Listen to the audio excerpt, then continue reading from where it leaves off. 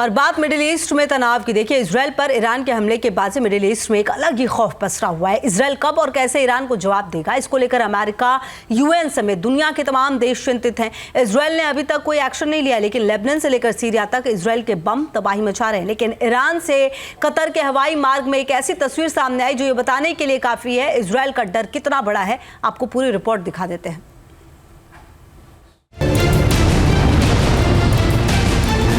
איראן שיגרה אתמול כ-200 טילים לעבר מדינת ישראל.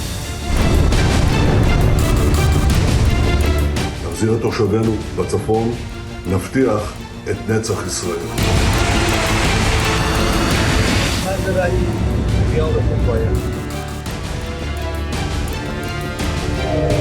Iran के हमले के बाद से ये डर बना हुआ है कि इजराइल कब और कैसे जवाब देगा। इजराइल का पलटवार कितना भयानक होता है, पिछले 75 साल में मिडिल ईस्ट के बदले हुए नक्शे को देखकर अंदाजा लगाया जा सकता है।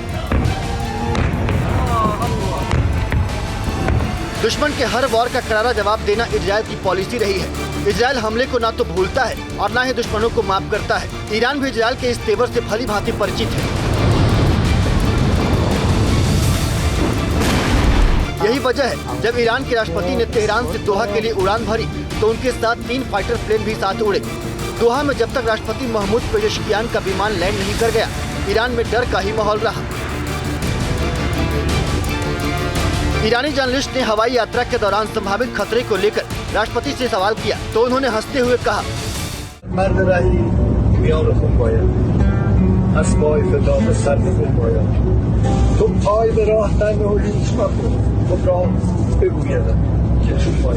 ईरान के राष्ट्रपति की कतर यात्रा का मकसद दोनों देशों में द्विपक्षीय समझौता है, लेकिन इजरायली हमले का डर यहाँ भी छाया रहा।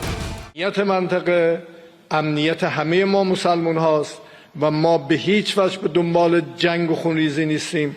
از موقعی که بنده به عنوان رئیس جمهور انتخاب شدم در تمام صحبت ها تلاشم بر این بوده که ईरान पर इजरायली हमले का डर हर वक्त बढ़ता ही जा रहा है। टाइम्स ऑफ इजराइल ने दावा किया है कि आईडीएफ ने हमले का फुल प्रूफ प्लान बना लिया है। सरकार से भी इसकी मंजूरी मिल चुकी है।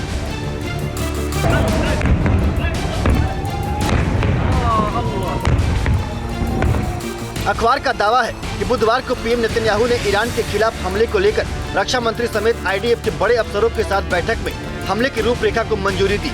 अखबार के मुताबिक इजराइल ईरान के गैस और तेल जैसे बुनियादी ढांचे के अलावा उसके परमाणु ठिकानों को निशाना बना सकता है।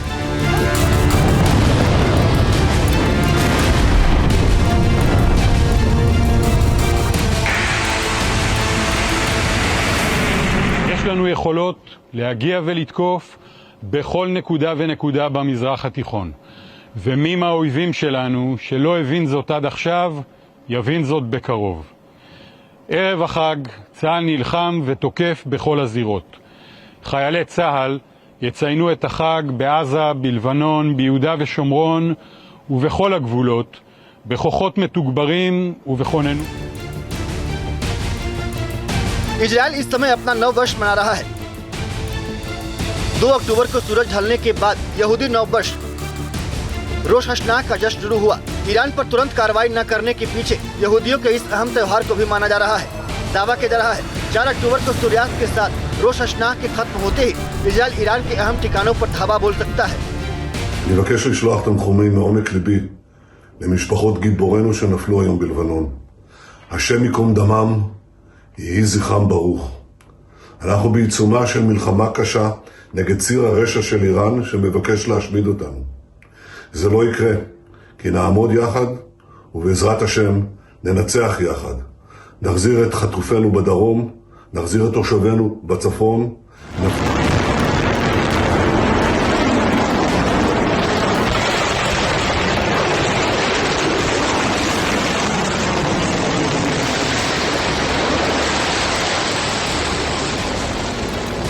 मिसाइल पर सेट किया गया था। एक मिसाइल के गाइडेंस सिस्टम ने अपने अपने टारगेट को आसमान की ऊंचाई से ट्रैक किया और फिर ईरान से 2000 किलोमीटर दूर इजराइल के इन अहम ठिकानों पर ये मिसाइलें बरसी। ईरान ने एक साथ 200 मिसाइलों से हमला किया और इजराइल में भारी तबाही मचा दी। दावा है कि ईरान ने अपनी ताकतवर मानी जाने वाली फतेह 1 और फतेह 2 हाइपरसोनिक मिसाइल समेत कई दूसरी बैलिस्टिक मिसाइलों का भी इस्तेमाल किया, जिनके आगे इजराइल के एयर डिफेंस सिस्टम फेल हो गए और ईरानी मिसाइलों के हमले से इजराइल के शहर दहल गए। मगर सवाल यह भी उठ रहा है कि ईरान की जो भी मिसाइल इजराइल के अहम 5 ठिकानों को टारगेट बनाकर दागी गई है, वो कुछ ही दूरी पर जाकर फटी है। तो क्या ईरान की मिसाइलें टारगेट से जानबूझकर चूकी या फिर इजराइल ने पहले ही मार गिराया? आखिर क्यों ईरान ने इजराइल के इन्हीं 5 ठिकानों को निशाना बनाया, तो ये समझना भी जरूरी है। मोसाद हेडक्वार्टर पर क्यों हमला किया गया? तेल अवीव के उत्तर में मौजूद मोसाद का हेडक्वार्टर पर ईरान के मिसाइल से मची तबाही की तस्वीर हमले की भयावहता को बयां कर रही है। देखिए इस तस्वीर को। मोसाद हेडक्वार्टर के पास जहां मिसाइल गिरी है, वहां बड़ा गड्ढा हो गया है।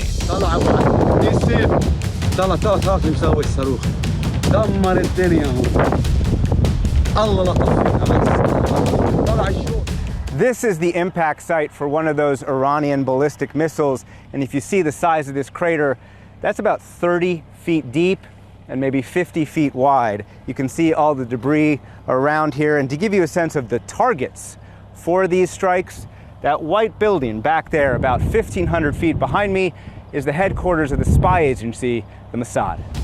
मोसाद हेडक्वार्टर पर हुए मिसाइल हमले को इस मैप के जरिए भी समझा जा सकता है।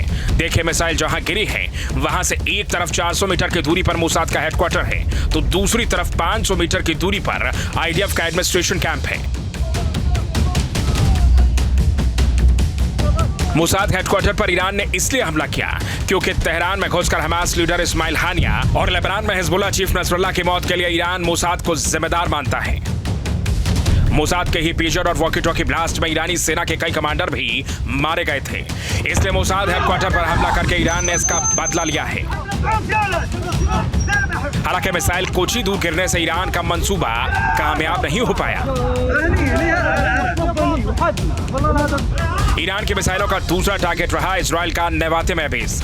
ईरान ने इस बेस पर इसलिए मिसाइल दागी क्योंकि यहां इजराइल के सबसे घातक फाइटर जेट F-35 तैनात हैं। अल नकाब के रेगिस्तान में मौजूद इस बेस से इजराइल F-35 फाइटर जेट के जरिए पूरे मिडिल ईस्ट में कहीं भी कोहराम मचा सकता है।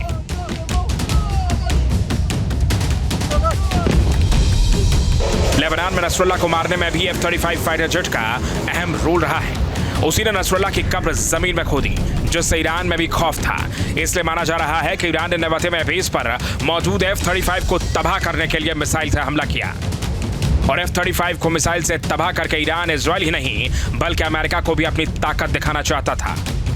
लेकिन ईरानी मिसाइलों को हवा में ही इजराइल ने मार गिराया।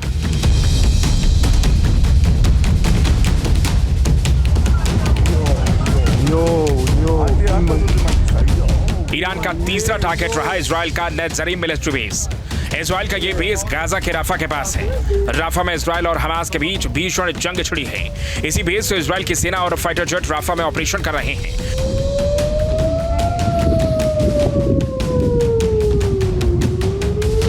माना जा रहा है कि नेत्जरीम बेस पर ईरान के मिसाइल हमले का मकसद इजराइल से राफा में भीषण हमले का बदला लेना है और ये संदेश देना है कि ईरान हमास के साथ खड़ा है। इजराइल को मिसाइलों से तबाह कर सकता है। ईरान का चौथा टारगेट रहा तेल अवीव के पास तेल नौफ बेस। यहाँ आईडीएफ के इंटेलिजेंस यूनिट और एयरफोर्स का बेस है। तेल नौफ बेस पर इजराइल के F-16 फाइटर जेट और F-15 फाइटर जेट मौजूद रहते हैं। यहीं से आईडीएफ को सारी खुफिया जानकारी मिलती है और फिर आईडीएफ ऑपरेशन करती है। यही वजह है कि ईरान ने तेल नौफ बेस को निशाना बनाकर मिसाइल दागी ताकि सेंट्रल इजराइल को भी दहलाया जा सके।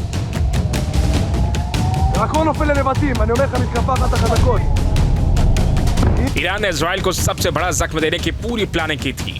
उसने नेगेव रेगिस्तान में बड़े डिमोरा न्यूक्लियर बेस पर भी मिसाइल से हमला किया।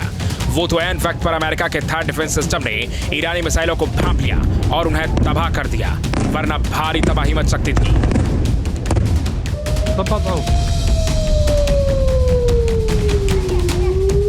ईरान के निशाने पर शुरू से ही इजराइल का परमाणु ठिकाना रहा है।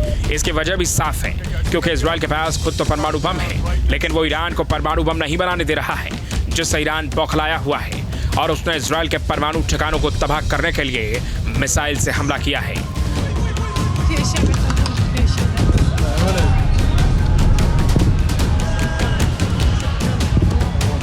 मतलब साफ है, ईरान ने चुन चुन कर इजराइल के उन 5 ठिकानों को निशाना बनाया है जो उसके लिए मुसीबत खड़ी कर रहे हैं, क्योंकि इजराइल के यही 5 ठिकाने मिडिल ईस्ट में उसकी ताकत का परचम लहराते हैं और ईरान जिनसे हर वक्त खौफ में रहता है।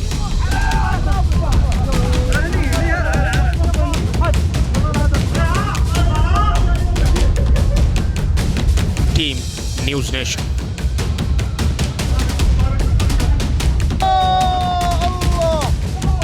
न्यूज नेशन अब व्हाट्सएप पर खबरों की ताजा अपडेट के लिए न्यूज नेशन के इस QR कोड को स्कैन करें।